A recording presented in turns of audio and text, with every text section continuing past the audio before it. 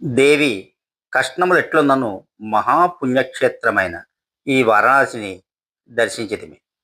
ఈ వారణాసి భక్తయోగ పదన్యాసి వారణాసి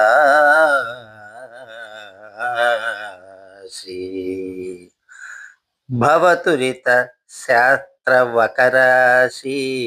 వారణాసి స్వర్ణదీ తట సంభాసి వారణాసి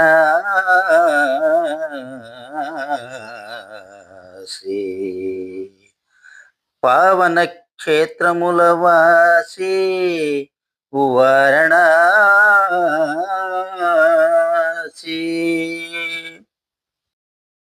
అందరికీ నమస్కారం. కాశీక్షేత్ర మహత్యం. కాశీక్షేత్ర ప్రవేశం చేయడానికి, కాశీవాసం పొందడానికి మానవుడికి ఉండవలసిన అర్హతలు ఏంటి? కాశీ కాశీతి కాశీతి త్రివారం యః పఠేన్నరః సోపి దేశాంతరే వాసి కాశీవాస ఫలం లభేత్ అని చెప్పబడి ఉంది. కాశీ కాశీ కాశీ అని మనం ఎక్కడి నుండైనా సరే తలుచుకున్నా కూడా కాశీలో ఉన్న ఫలితం వస్తుందని శాస్త్రం చెప్పింది. సనాతన ధర్మాన్ని అనుసరిస్తున్న మనమందరము కూడా కాశీక్షేత్రములో కొంతకాలమైన నివసించాలని ప్రగాఢంగా కోరుకోవాలి. తల్లి గర్భంలో ఎంతకాలం బిడ్డ ఉంటుందో కనీసం అంతకాలమైన కాశీలో ఉండాలని మన పెద్దలు చెబుతుంటారు. అంటే 9 నెలల కాలం అన్నమాట. ఈనాటి కాల పరిస్థితుల రీత్యా అంతకాలం ఉండలేని వారు 9 రాత్రులైనా కాశీలో ఉండడానికి ప్రయత్నం చేయాలి. ఇంతటి మహాపుణ్యక్షేత్రమైన ఈ కాశీకి వచ్చినప్పుడు ఎలా ప్రవర్తించాలి, చేయవలసిన కర్తవ్యం ఏమిటి, చేయకూడని పనులేమిటి అని సాక్షాత్తుగా సుబ్రహ్మణ్యేశ్వర స్వామి వారే అగస్త్య మహర్షితో చెబుతున్న ధర్మాలను తెలుసుకుందాం. విశ్వేశం మాధవం డుండిం దండపాణించ భైరవం వందే కాశీం గుహాం గంగాం భవానీం మణికర్ణికాం. ప్రాతస్మరణ. ఈ శ్లోకం ప్రతిరోజు నిద్రలేస్తున్నప్పుడు తప్పనిసరిగా చదువుకుంటే మనకు ఎంతో మంచిది. సుబ్రహ్మణ్యుడు అగస్త్య మహర్షితో చెబుతున్న కాశీక్షేత్ర మహత్యం.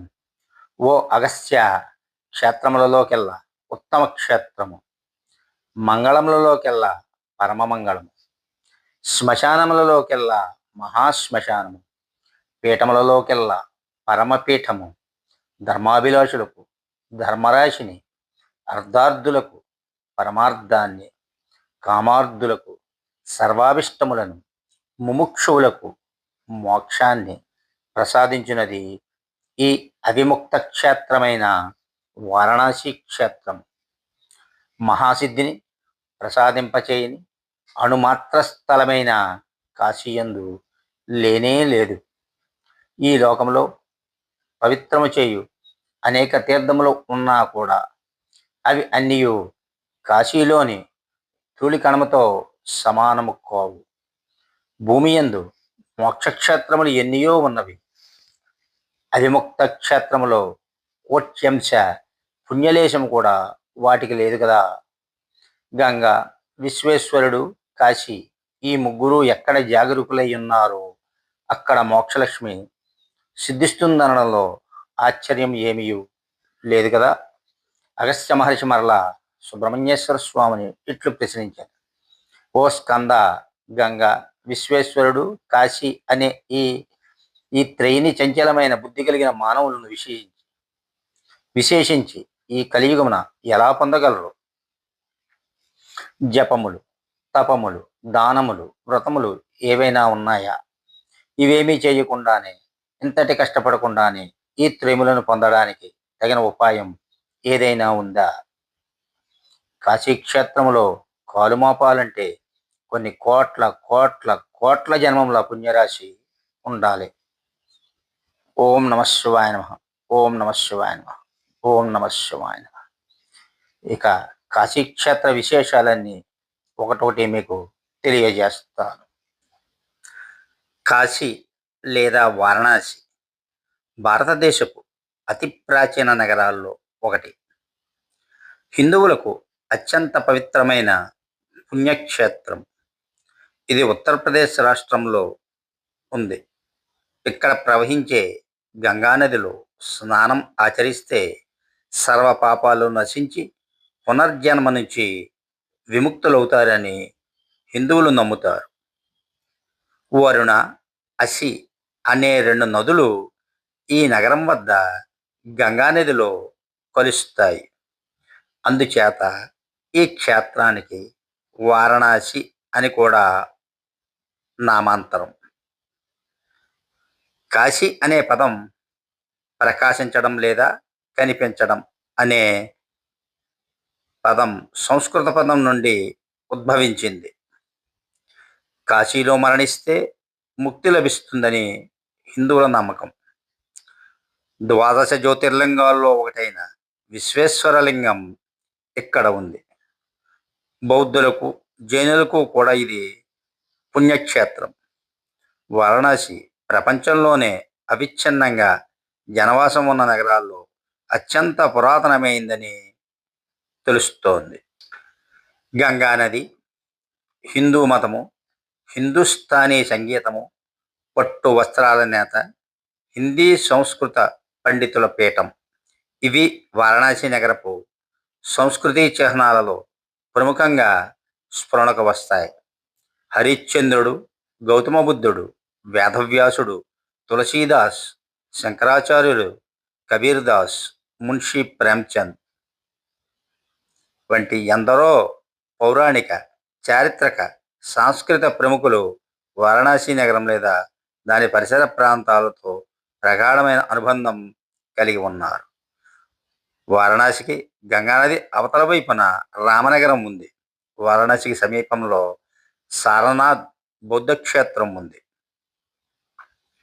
ఇక కాశీలో విశ్వేశ్వరాలయం, అన్నపూర్ణాలయం, విశాలాక్షి ఆలయం, వారాహిమాత ఆలయం, తులసి మానస మందిరం, సంకటమోచనాలయం, కాలభైరవాలయం, దుర్గామాత దేవాలయం, భారతమాత మందిరం, లోలార్కుడు ఇలా కాశీలో ఎన్నో దేవాలయాలు ఉన్నాయి. దశాశ్వమేధ ఘట్టం, హరిశ్చంద్ర ఘట్టం వంటి పలు స్నానఘట్టాలు ఉన్నాయి. కాశీ హిందూ విశ్వవిద్యాలయం ఇక్కడే ప్రస్తుత విద్యా సంస్థలలో ముఖ్యమైనది. వారణాసిని మందిరాల నగరం, దేశపు ఆధ్యాత్మిక రాజధాని, దీపాల నగరం, విద్యానగరం, దీపాల నగరం, విద్యానగరం, సంస్కృతి రాజధాని వంటి వర్ణనలతో దీన్ని ప్రస్తావిస్తుంటారు. బెనారస్ నగరం చరిత్ర కంటే పురాతనమైనది, సంప్రదాయం కంటే పురాతనమైనది, గాథల కంటే ముందుండేది. వీటన్నిటినీ కలిపిన బెనారస్ కంటేనే తరువాత అవుతాయి. వారణాసి అనే పేరును పాళీ భాషలో బారవాసి, బారనాసి అని వ్రాసేవారు. ఇది తరువాత బనారస్గా మారింది. వారణాసి నగరాన్ని ఇతిహాస పురాణాల్లో అవిముక్తక, ఆనందకానన, మహాశ్మశాన, సురధాన, బ్రహ్మవర్ధ, సుదర్శన, రమ్య, కాశీ అనే వివిధ నామాలతో ప్రస్తావించేవారు. ఇక చరిత్ర విషయానికి వస్తే సుమారు 5,000 సంవత్సరాల క్రితం శివుడు వారణాసి నగరాన్ని స్థాపించాడని పౌరాణిక గాథల సారాంశం. ఇది హిందువుల 7 పవిత్ర నగరాలలో ఒకటి. ఋగ్వేదం, రామాయణం, మహాభారతం, స్కాంద పురాణం వంటి అనేక భారతీయ ఆధ్యాత్మిక గ్రంథాలలో కాశీనగరం ప్రసక్తి ఉంది. వారణాసి నగరం సుమారు 3,000 సంవత్సరాల నుండి ఉన్నదని భావిస్తున్నారు.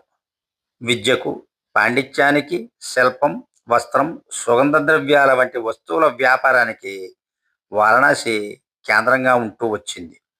గౌతమ బుద్ధుని కాలంలో ఇది కాశీ రాజ్యానికి రాజధాని. చైనా యాత్రికుడు యువాన్ చాంగ్ ఈ నగరాన్ని గొప్ప ఆధ్యాత్మిక విద్యా కళా కేంద్రంగా వర్ణించాడు.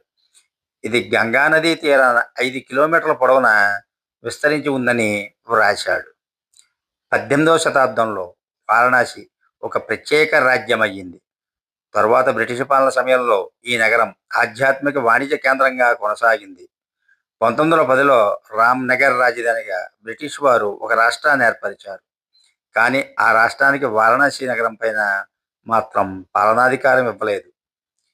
ఆ వంశానికి చెందిన కాశీ నరేష్ మహారాజ్ ఇప్పటికీ రామ్‌నగర్ కోటలోనే నివసిస్తున్నారు. ఇక పురాణ కథనాల విషయానికొస్తే కాశీ శివస్థాపితమని పురాణ కథనాలు వివరిస్తున్నాయి. కురుక్షేత్ర యుద్ధం తరువాత పాండవులు భాతృహత్య, బ్రహ్మహత్య పాతకాల నుండి విముక్తులవ్వడానికి సప్తముక్తి పురాణంలో ఒకటైన కాశీ పట్టణానికి విచ్చేశారు. అయోధ్య, మధుర, గయ, కాశీ, అవంతిక, కంచి, ద్వారకా నగరాలను సప్తముక్తి పురాలని హిందువులు విశ్వసిస్తారు. ఆరంభకాల పురాతత్వ పరిశోధనలు వారణాసి ప్రాంతాల్లో 11, 12 శతాబ్దాలలోనే ఆరంభమయ్యాయని తెలుస్తోంది. కాశీ పట్టణం గురించి ప్రథమంగా అథర్వణ వేదంలో వర్ణించబడింది. అథర్వణ వేదం సుమారుగా వేదకాల ప్రజలు ఇక్కడ నివసించారని భావిస్తున్న సమయానికి సరిపోతున్నాయి. ఈ ప్రాంతంలో స్థానికులు నివసించేవారని చెప్పడానికి తగిన ఆధారాలు కూడా లభిస్తున్నాయి.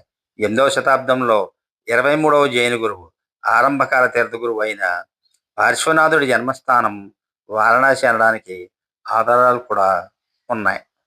వారణాసి పారిశ్రామికంగా కూడా అభివృద్ధి చెందింది. వారణాసి మజిలిన్, పట్టు వస్త్రాలకు, సెంటు, దంతపు వస్తువులకు, శిల్పాలకు ప్రసిద్ధి. గౌతమ బుద్ధుడు జననం 567 శాలివాహన శకం పూర్వం నివసించిన కాలంలో కాశీ రాజ్యానికి కాశీ రాజధానిగా ఉండేది. శాలివాహన శకం పూర్వం 528 బుద్ధిజం కాశీలో స్థాపించబడిందని అంచనా వేశారు. గౌతమ బుద్ధుడు కాశీలోని సారనాథ్ వద్ద ధర్మచక్రం కదిలింది, turning the wheel of law మొదటిసారిగా తన గంభీర ఉపన్యాసం ప్రజలకు అందించాడు. చైనా యాత్రికుడు హుయాత్సాంగ్ శాలివాహన శకం 635లో వారణాసిని దర్శించాడు. 7వ శతాబ్దంలో హుయాత్సాంగ్ వారణాసిలో నివసించాడు. 30 సన్యాదులకు సంబంధించి 30 ఆలయాలను కూడా ఈయన వర్ణించాడు. 8వ శతాబ్దంలో శంకరాచార్యుడు శివారాధన విధాలను సాధికారికంగా ఆరంభించిన తరువాత వారణాసి మతపరంగా ఎంతో ప్రసిద్ధి చెందింది. భక్తి ఉద్యమ కాలంలో వారణాసిలో 1389లో రామభక్తుడైన కబీర్దాసు జన్మించాడు. కబీర్దాస్ రచించిన భక్తి రసపూర్తి కీర్తనలు 15వ శతాబ్దంలో భారతదేశంలో కీర్తించబడ్డాయి. అలాగే 15వ శతాబ్దంలో సంఘ సంస్కర్త, యోగి, కవి, యాత్రికుడు, మత గురువు అయిన రవిదాసు వారణాసిలోనే జన్మించాడు. రవిదాసు జీవనోపాధి కొరకు తోళ్ల పరిశ్రమలో పనిచేశాడు. అలాగే భారతదేశం, దక్షిణాసియా అంతటి నుండి అనేక ప్రఖ్యాత విద్యావేత్తలు, బోధకులు వారణాసిని సందర్శించారు. 1507లో గురునానక్ దేవ్ శివరాత్రి సందర్భంగా వారణాసిని సందర్శించాడు. ఈ సంఘటన సిక్కు మత స్థాపనలో అత్యంత ప్రాముఖ్యత వహించింది. ఇది వారణాసి చరిత్ర. ఇక ఘట్టాల విషయానికి వద్దాం. గంగానదికి, వారణాసికి హిందూ మతంలో ఉన్న ప్రాముఖ్యత వలన ఈ రెండింటికి అవినాభావమైన సంబంధం ఉంది. ప్రధానమైన విశ్వేశ్వరాలయం, మరెన్నో ఆలయాలు గంగానది ఒడ్డున ఉన్నాయి. అనేక స్నానఘట్టాలు గంగానది ఒడ్డున ఉన్నాయి. గంగానదిలో స్నానం కాశీయాత్రలో అతి ముఖ్యమైన అంశం. వారణాసిలో గంగా తీరమంతా స్నానఘట్టాలతోనే నిండి ఉంటుంది. స్నానఘట్టాలలో రాతిపలకలతో నిర్మించబడిన మెట్లు ఉంటాయి. యాత్రికులు స్నానం ఆచరించడానికి, సాంప్రదాయిక ఆచారాలను అనుష్ఠించడానికి అనువైన ఏర్పాట్లు చేయబడి ఉంటాయి. ఎక్కువ ఘాట్లు పురాణ గాథలతో ముడిపడి ఉన్నాయి. అలాగే ఎక్కువ ఘాట్లు స్నానానికి, దహనకాండాలకు కూడా వాడతారు. ఆధ్యాత్మిక, భౌతిక భావాలతో కూడిన పవిత్ర భావాలకు ఈ స్నానఘట్టాలు ప్రతీకలుగా ప్రశంసించబడుతున్నాయి. ఈ స్నానఘట్టాలు పురాతన ఘట్టాలతో ముడిపడి ఉన్నాయి. వీటిని దశాశ్వమేధ ఘట్టం, వనచగంగ ఘట్టం, దహన సంస్కారాలు జరిపించే మణికర్ణిక, హరిశ్చంద్ర ఘాట్లు ప్రత్యేకమైనవి. ఉదయం బోట్లో స్నానఘట్టాలను దర్శించడం యాత్రికులను ఎక్కువగా ఆకర్షించే విషయాల్లో ఒకటి. స్నానఘట్టాల్లో అనేక ఆలయాలు కూడా ఉన్నాయి. తులసి ఘాట్. తులసి ఘాట్ వద్ద తులసీదాసు తులసి రామాయణాన్ని రచించాడని విశ్వసిస్తారు. దశాశ్వమేధ ఘాట్. కాశీ విశ్వనాథ మందిరం పక్కనే ఉన్న దశాశ్వమేధ ఘాట్ వారణాసిలో ఉన్న స్నానఘట్టాల్లో అతి పురాతనమైనదిగా భావిస్తున్నారు. ఇది యాత్రికులతోనూ, పూజారులతోనూ, అమ్మకందారులతోనూ ఎప్పుడూ రద్దీగానే ఉంటుంది. వెనక పక్కన అనేక మందిరాలు దర్శనమిస్తూ ఉండడంతో ఇది చాలామందికి ఇష్టమైన స్థలం. బ్రహ్మ స్వయంగా ఇక్కడ 10 అశ్వమేధ యాగాలు చేసి శివుడిని ఇక్కడ కొలువుండమని కోరాడని పురాణ గాథ. ప్రతిరోజు సాయంకాలం పూజారులు ఇక్కడ అగ్ని పూజ చేసి శివుడిని, గంగమ్మను, సూర్యుడిని, అగ్నిని, విశ్వాన్ని కొలుస్తారు. ఇక్కడ శూలకంఠేశ్వరుడు, బ్రహ్మేశ్వరుడు, వరాహేశ్వరుడు, అభయ వినాయక ఆలయంతో గంగా, బండీదేవి ఆలయాలు కూడా ఉన్నాయి.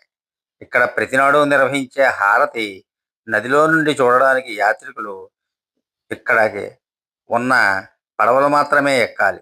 వారు ఒకసారి ఘట్టాలన్నింటినీ చూపించి తిరుగు ఘాటు వద్దకు బోట్లను తీసుకుని వచ్చి నదిలో నిలిపివేస్తారు. యాత్రికులు అక్కడ నుండి హారతి చూడవచ్చు. సాధారణంగా హారతి ముగిసిన తరువాత నది నిర్మానుష్యం అవుతుంది. బోటులో ఉండగానే చిన్న చిన్న వ్యాపారులు తమ వస్తువులను విక్రయిస్తూ యాత్రికులను ఆకర్షిస్తారు. మణికర్ణికా ఘాట్. మణికర్ణికా ఘట్టం ఎంతో పావనమైనదిగా హిందువులు భావిస్తారు.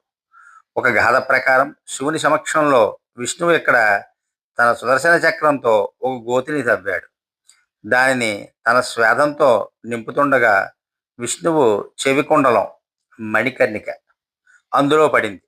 మరొక కథ ప్రకారం పార్వతీదేవి తన చెవిపోగు అంటగా మణికర్ణికను ఇక్కడ దాచిపెట్టి దానిని వెతకమని శివుడిని కోరింది. దానికోసం వెతుకుతూ అక్కడే శివుడు ఉండిపోవడం పట్ల అతడు దేశదిమ్మరి కాడని పార్వతి ఆలోచనట.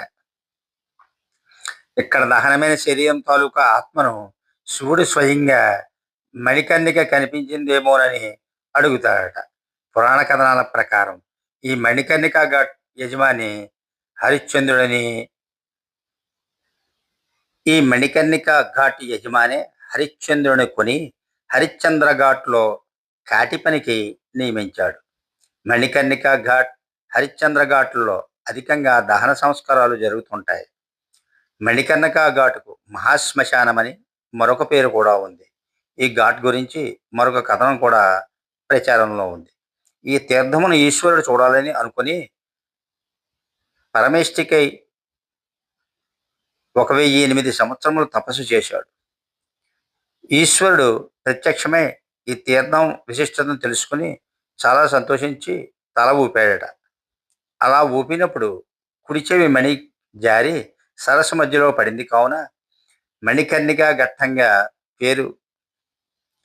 ప్రస్తుత ఘాట్ 1032 సంవత్సరంలో నిర్మించబడింది.